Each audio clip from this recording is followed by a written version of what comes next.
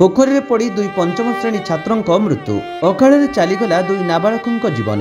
यही तो जीवन।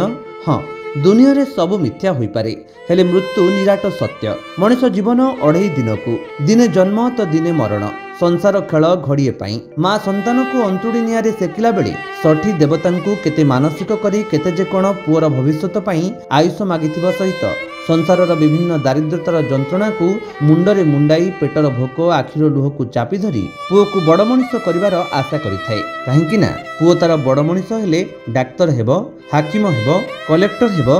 विशेषकर माँ तार दुनिया दांडरू शेष विदाय नेला बेलू पुओ कांधरे जाई मशाणी भूईरे सबुदिन शांति रे सोई पारिबो। पुओ आखिर दुईटोपा लुहरे बापा माँ को आत्मा शांति पाइबो। हेले भगवान खेल सबु प्रकार ओलटा। आज बापा माँ कांधरे पुओ जीव मशाणी जोई को। पुओर लुह नुहे बापा माँ गाँ लोक आर्त चित्कार फाटी पड़ुछि गाँ दांड। जहाँ देखा मिली भद्रक जिला धामनगर ब्लॉक सीमांत गोविंदा गड़िया निकट थिबा ऐतिहासिक गहुरा टिकरी मठ निकटरे थिबा एक पोखरी रे पड़ी नाउरी गड़िया ग्रामर दुई पंचम श्रेणी छात्रंकर मृत्यु, जहांकर बयस 10 रु 12 वर्ष बयस हेबा नै सूचना मिलिथिबा बेले सूचना अनुसार आज दुई जण सांग होई कोड़ी खाइबा पई आसिथिबा समय कोनोसी कारण जोगु पोखरी रे बुडी जाइथिले। एथि सहित स्थानीय लोके खबर पाई पोखरी रो उद्धार करी धामनगर डाक्तरखाना आनिथिबा बेले डाक्टर दुई पंचम श्रेणी छात्रंकु मृत घोषणा करथिबा सहित एही खबर पाई मृत्युवरण करथिबा दुई छात्रंक परिवार सहित ग्राम में शोकाकूल परिवेश सृष्टि हो जाइछि। एथिसहित धामनगर पुलिस घटनास्थल में पहुंची